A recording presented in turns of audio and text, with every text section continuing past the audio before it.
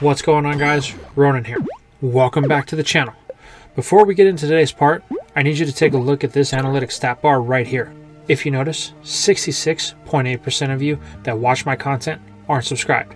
So, if you could do me a favor and just hit the subscribe button, turn on notifications so you'll never miss an upload, and that way you'll always be one of the first to see a video.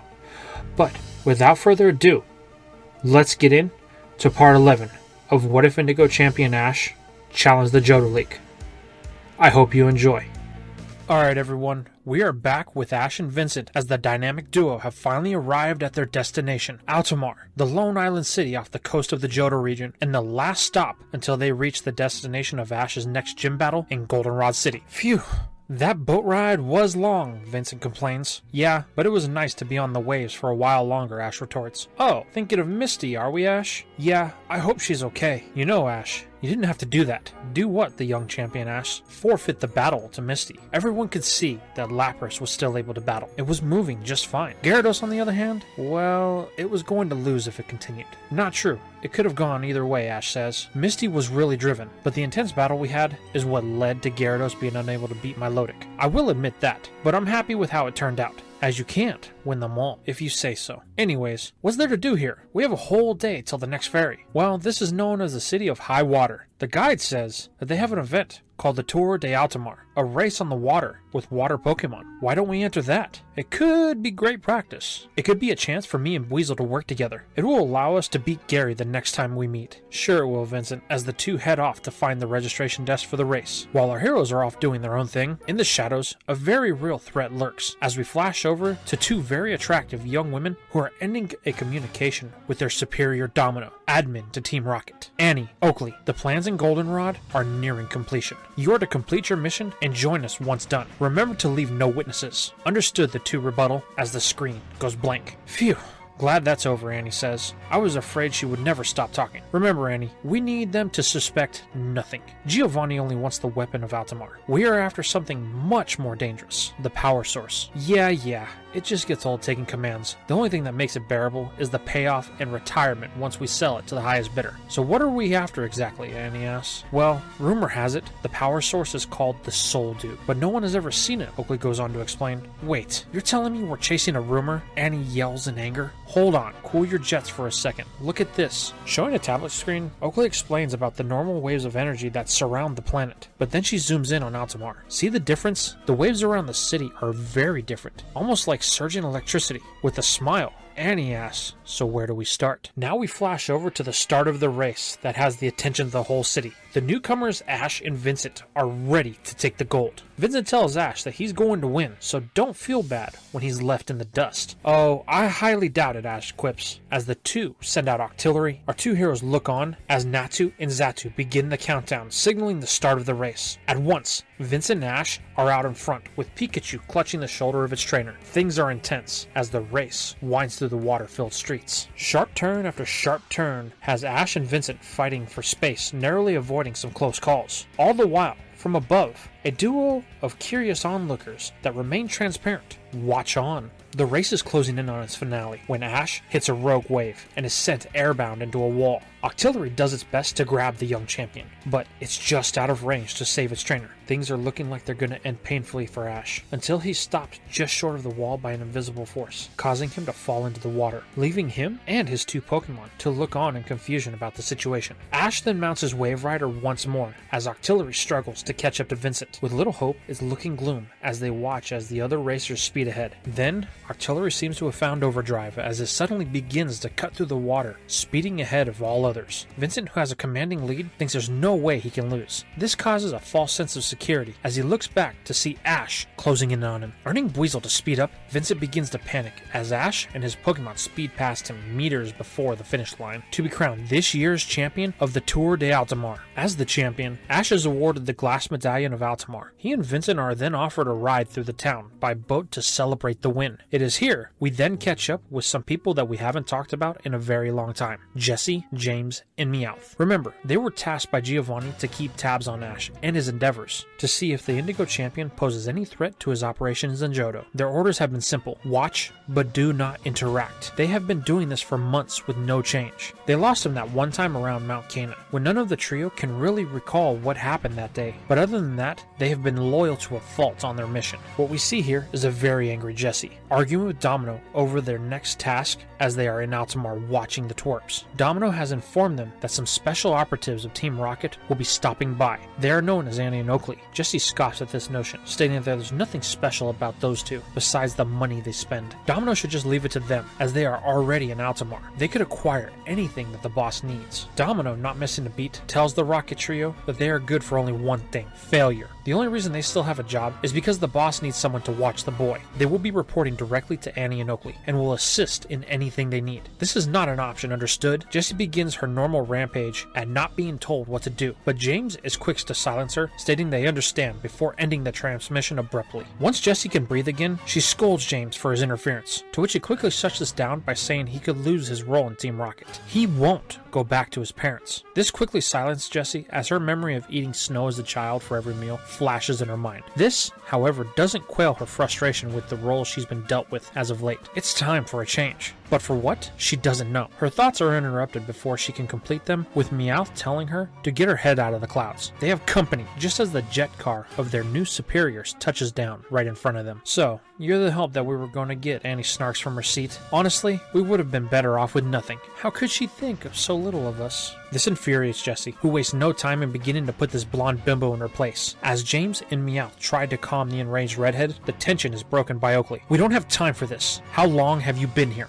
Less than a day, Meowth says, trying to gather his senses after Jessie bashed him in the head trying to get to Annie. Well then, we have work to do, so you two stop fighting and listen. This calls everyone to order. We are looking for a machine, Oakley says. This machine is supposed to be one of great power. The boss wants this tech for Team Rocket, as well as these two Pokemon. Oakley flashes a picture. They are called Latios and Latias. You three are to spread throughout the city, looking for any signs of either. Well, what are you going to do, Jessie retorts. Throwing a set of transmissions at the trio, Oakley says that she will be creating a 3D map of the city to see any hidden areas. As you guys move, these will emit an echo through the area. The quicker you move, the quicker this is over, and we can all go our separate ways. James then tries to state that there could be a problem, attempting to notify the ditzy duo about the presence of Ash, but is quickly silenced by Jessie. The three then walk off, leaving Annie and Oakley to their devices. What was that for? James cries. They gave us orders. We are to assist with helping Annie and Oakley with their mission. Domino didn't say anything about informing her about the twerps. If they fail because they weren't prepared, that's not our fault. James hangs his head. Fine. I hope this doesn't come back to bite us, he sighs as the three split up. Now we catch up with Vincent and Ash. They have completed the tour of the city and find themselves in the Arts District. Vincent and Ash have the idea to get some ice cream while they check out a spot that came highly recommended, the museum. The duo set off with Vincent describing all the flavors he's going to have, but Pikachu decides it needs a refreshment, breaking off from the group to find itself at a fountain. In desperate need of water, Pikachu looks around for its trainer, but Ash is nowhere in sight. Then it hears the water start to flow, turning to see a young girl open the spout for it. Pikachu basks in the refreshing liquid, only to be joined by Ash moments later. He sees the girl, and he wants to thank her, but before he knows it, she's gone. Thinking this is odd, Ash decides to see if he can catch up with her, as she couldn't have gone far. The girl has made it onto a walkway that lines the water. She seems happy with the good deed she's done for the day. Walking quietly, a boat creeps at her back. It's revealed to be Annie and Oakley. This girl, she's not what she seems. Using their expensive tech, they can see her true form. It's a Pokemon called Latias. While Oakley is tracking the dimwit trio, Annie goes on the attack, sending out her Espeon, who is joined by Oakley's Ariados. Annie orders the two on the attack, but Ash is here, finally catching up with the girl. Seeing she's in trouble, Ash helps to free her, triggering an attack from Espeon. Now angry, Ash yells at the two. How dare they attack him? Ordering Pikachu on the attack, Espeon and Ariados square off against Pikachu.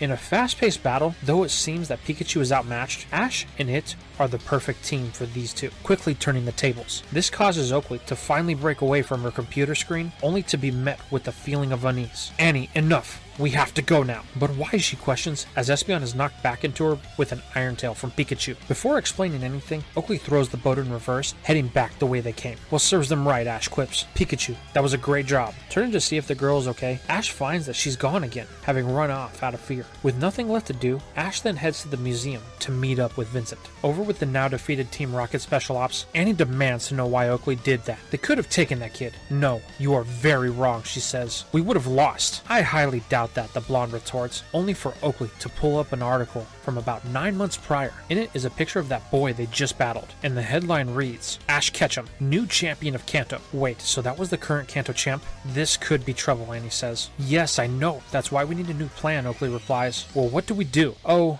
it's actually very easy. We let them do the work, as Oakley looks onto a screen that is tracking their new flunkies. Over with Meowth. He's exhausted. This search has his paws aching. He doesn't know how much more of this he can take. He's been thinking a lot lately, and he's tired of the daily grind. All they do is chase this kid. For what? They don't even interact with him anymore. How long has it been since they actually tried to steal a Pokemon? Meowth isn't sure, but he knows that this isn't what he signed up for when he joined Team Rocket. With a heavy sigh, he leans on a wall that the cat seemingly falls through, disappearing from sight. Over at the museum, Ash meets up with Vincent, who yells at him for ditching him. What is this? A solo vacation? Ash apologizes, stating that he ran into some trouble with the girl being attacked, but he and Pikachu took care of it really quick. Well, okay, but next time, don't leave me without saying anything. Deal, Ash says, as they head inside. What awaits them is a sight of wonderment. The museum is adorned with the history of Altamar. Looking down, Ash notices that there are some fossils embedded in the floor. Wondering if they are real, Ash's question is answered by a plump old man that says yes, they belong to an evil trainer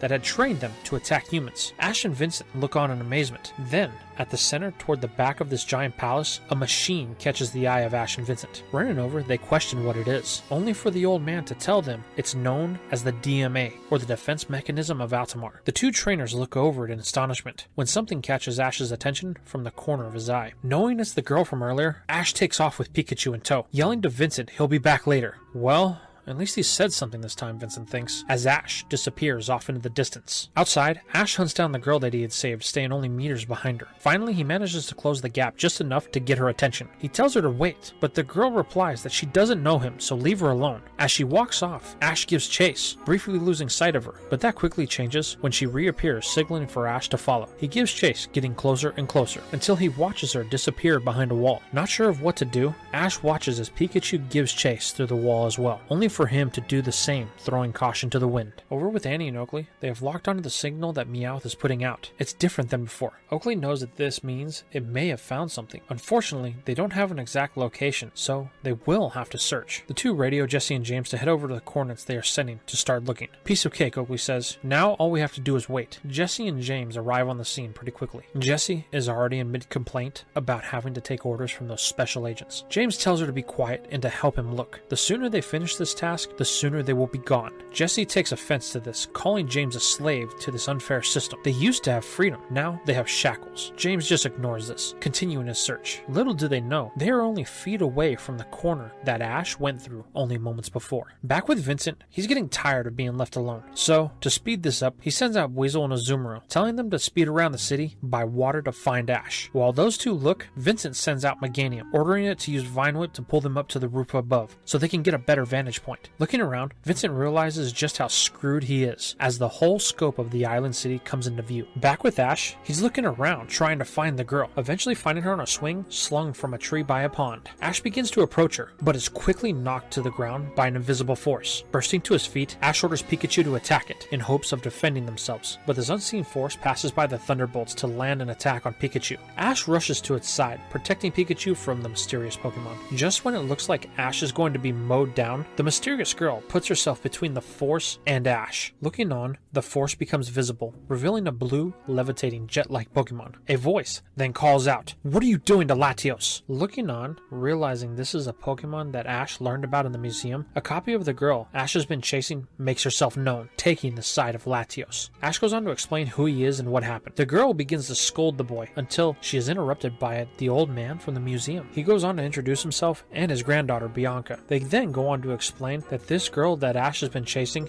isn't a girl at all. It's the legendary Pokemon Latias. Ash tells them about the altercation that they had earlier on in the day, which explains why Latias has been so taken with Ash. Seeing the type of person he is, Latios wants to thank our young champion by taking him on a spectral tour of the city that has only been seen by him and his sister. With the help of Latias, they are treated to some amazing visuals, but with Latios out and about, it captured the attention of Weasel, who rushes to signal Vincent. Latios eventually returns to its sanctuary, where the old man is in the middle of explaining the history of the two Eon Pokemon. When he was a boy, the town was under a threat of complete destruction. There was a disaster that could have ended the lives of all who lived in Altamar. However, the father of Latios and Latias came to this waterless city and brought with it the water. It turned Altamar into this vibrant and lush paradise you see today. But unfortunately, it came at a cost. Their father gave its life to stop the evil trainer's Pokemon and end the violent weather. This left two things in its wake. Latios and Latias were orphaned. And what was the second thing, Ash inquires? This, the old man says, as he leads Ash to a fountain that has a glowing orb at the bottom. This is the Soul Dew. It houses the spirit of their father, as well as all of his power. Ash, do you remember the DMA I told you about earlier?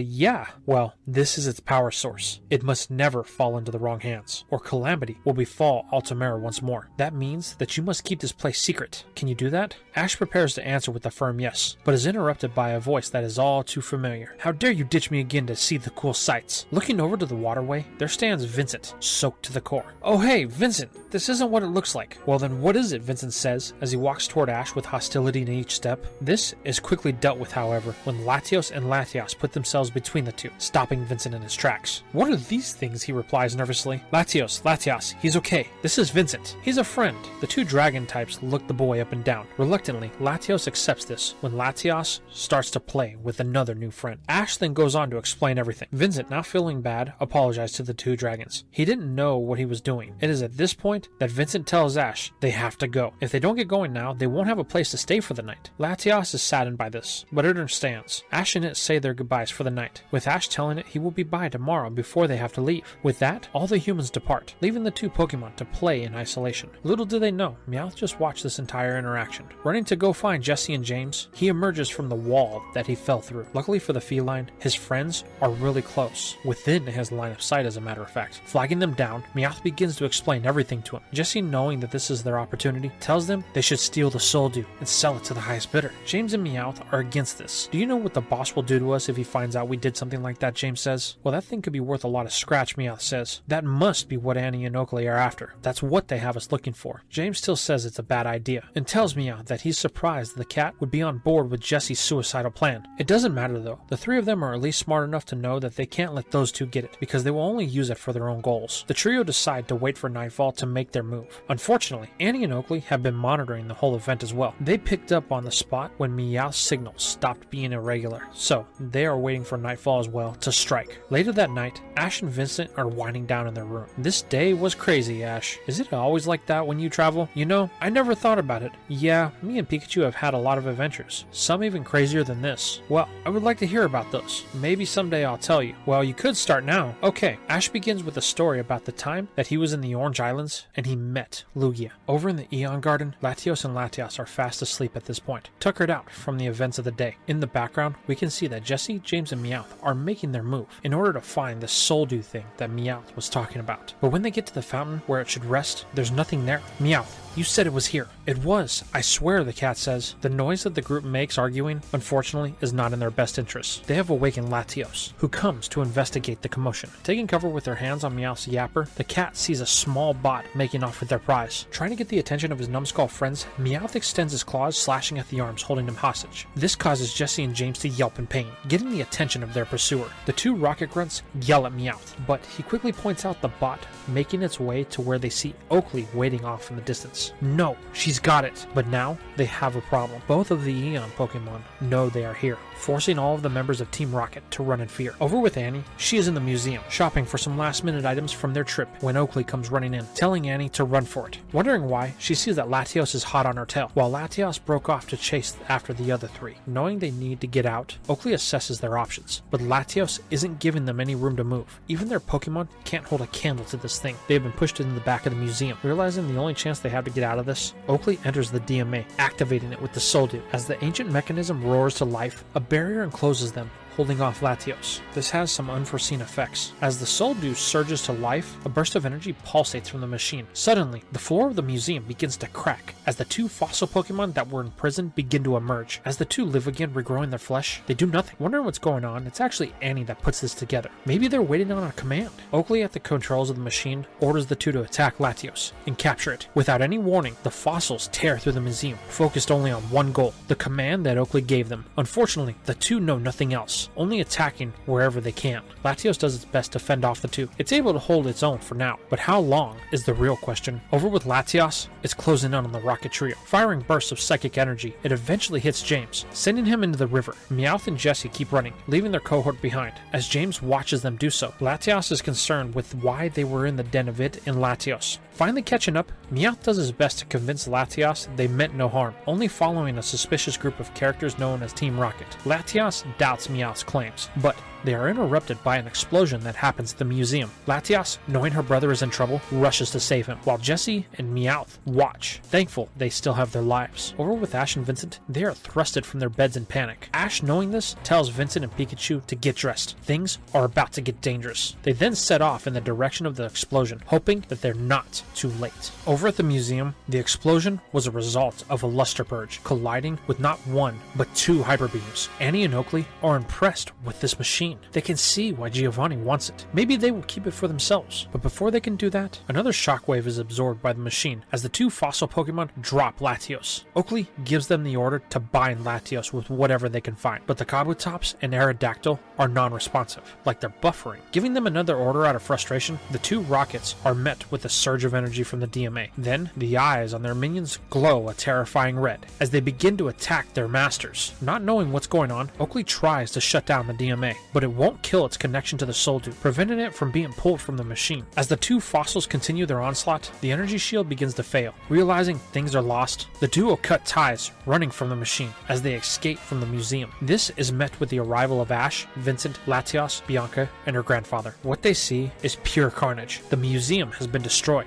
and the two fossil Pokemon have turned their attention to Latios until they are interrupted by their new guests. Ash, knowing they need to get them out of the way, tells Latias to be ready. They will draw their attention of the two enemies, and when they do, it needs to get Latios out of here. Nodding, Latias readies itself for the opening. Ash and Vincent both send out their Meganiums. This is met with a mixed bag. The two immediately begin sizing each other up, intending to battle, but their trainers point out the real threat, forcing them to put their rivalry aside for later. The two Grass Dinos go on the attack. Once there is an opening, Latias rushes in to save her brother. While the Meganiums keep the two distracted, Ash and the group join them. How do we stop this thing, Vincent says. The only way is to cut the power of the DMA, Bianca replies. Jumping into the control area, her grandfather is unable to remove the soul dew. It is at this point they realize there's only one way. They must overload the machine. Ash steps in. Well, we can do that. Can't we, Pikachu? The electric mouse sparks in confidence. Vincent tells Ash that after listening to their stories, he won't let Ash have all of the glory of this one, sending out a Pokemon we haven't seen yet, a Magneton. Cool, Ash says. I've seen those before, but not of that color. Yeah, mine's pretty special, Vincent says smugly. Well, let's see if it has power. The two trainers order a thunder from each of their mons that envelops the machine. It begins to surge with power as the battle with the two fossils and the two Johto starters begin to take a turn for the worse. The fossils are taking the lead. The first one to fall is Ash's Meganium, followed quickly by Vincent's. Now the fossils have set their sights on the two trainers. As they begin to close in, Vincent and Ash call to their electric types. Hold nothing back, they yell. Sparking with everything they got, the two dump all they have into the machine. As they both fall, it appears that their efforts are in vain. The fossils are launching their next assaults, but then a massive burst of energy erupts with an explosion that spreads out from the island. It has enough force that it pushes the water back from Altamar, revealing a barren land once covered by ocean. However, our heroes don't see this, as they are met with the relief at the sight of the fossils returning to their bone state. But then a rumble can be felt. The group looks out at the horizon. At first, what they think they see is clouds, but they are getting closer and closer. Then finally, it sinks in. The water, it's coming back, and it will not just flow back in quietly. This place will be leveled, and no one will survive. Is there anything we can do, Ash asks. The only defense we had died with the machine, Bianca says. So, then we're doomed, Vincent replies, with fear in his voice. But luckily, there is one hope.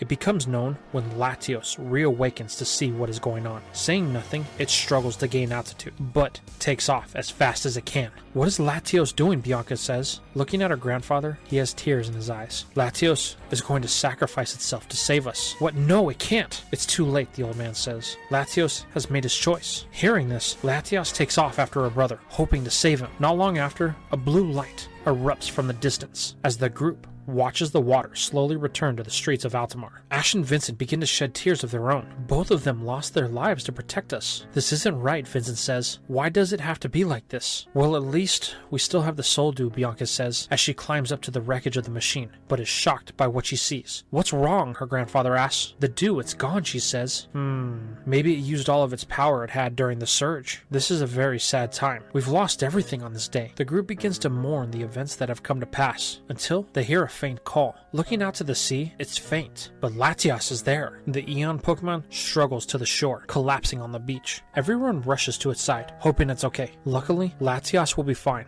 It's just exhausted from all it's been through. Bianca then asks where Latios is. Did it survive? Unsure of how to answer, Latias opens its hands to reveal a glowing ore, a soul dew. This is Latios, so the same fate of its father, the protector of Altamar. Well, Bianca says, we will guard this one with our lives, Latias. As the group watches the sun rise on a new day and a new world. Later on, Ash and Vincent say their goodbyes to Altamar and Bianca. They are off to Goldenrod City, but Latias is nowhere to be seen. Unable to wait, Ash tells Bianca to give it his best. She then watches as the boat disappears over the horizon. Ash from the boat's perspective watches as Altamar disappears in the distance, but he's hit with the feeling. Looking up in the sky, Ash sees a familiar outline. He knows who this is, and he will never forget Latias. Over with Jessie and Meowth, they are unable to find James. He's nowhere on the island. Unsure of what to do, the two are lost. Then, their communication device begins to ring. Meowth is the one who answers it. After some time, he hangs up, telling Jessie they are to forget about James. Their orders are to head to Goldenrod, as it's time for the boss to execute his plans. This doesn't feel right, the redhead says. We shouldn't leave James. He's family. Jessie, we have our orders, the cat says. Reluctantly, after even more searching, they make the decision to leave, thinking James met a cruel fate during the calamity. It takes a few days, but they arrive in Goldenrod. Jessie comments that the air here feels off. Something isn't right. Oh, you have no idea, a voice says from behind them. Turning, it's revealed to be Domino. You two, come with me. The two follow her off the pier to one of the many large buildings that dot the sky of the city. They then take an elevator to the highest floor. Once the doors open, they are met with some familiar faces, as Butch, Cassidy, Annie, Oakley, Namba, and the one they thought they lost forever,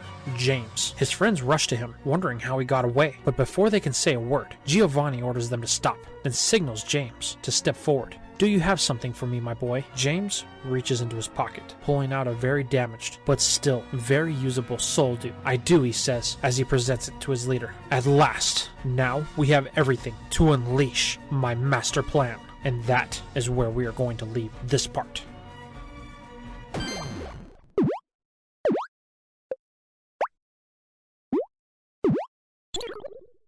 And that's all we have for What If Indigo Champion Ash Challenge the Johto League Part 11. How'd you guys feel about this one? Did you enjoy the flow of the story and how I rolled in the events of Pokemon Heroes into it? How do you feel about what happened at the end with Team Rocket? What do you think Giovanni's ultimate plan is? And are you excited for the next part? Because things seem to be gearing up. Let me know in the comments down below. And if you want to support me even further, check out some of my other platforms, like Discord, when you can talk with other people that are like-minded and like What If content or just anime in general. Or you could follow me on Twitter. I'm going to be making some very special announcements there very soon. And if you want to support me even further, head on over to Patreon. Just $5 a month gets you 1 week early access to all of my content. And it's going to help fund my 10K subscriber project, which is a completely custom story that I've been working on for you guys. But with all that being said, it's time to sign out the video the best way we know how, and thanking the sponsors, the patrons: Silverheart Soul, Robert, Vegito Gaming 78, Andrew McCartney, Holosiv, Julian Rodriguez, Ruben Watson, Lord Explosion Murder, Assassin 139, Flyer 943, Shadow Dragon, Tavern Landlord, K. McKnight, Drax, True Vault, Dalen Silva, Fox King, Dalion Petit, Warren E. Taylor, Plus Ultraman, Mega, Mike Logan, Team Valor, Kendall Green, and Earth Dragon. Thank you very much, and I will see you in the next video.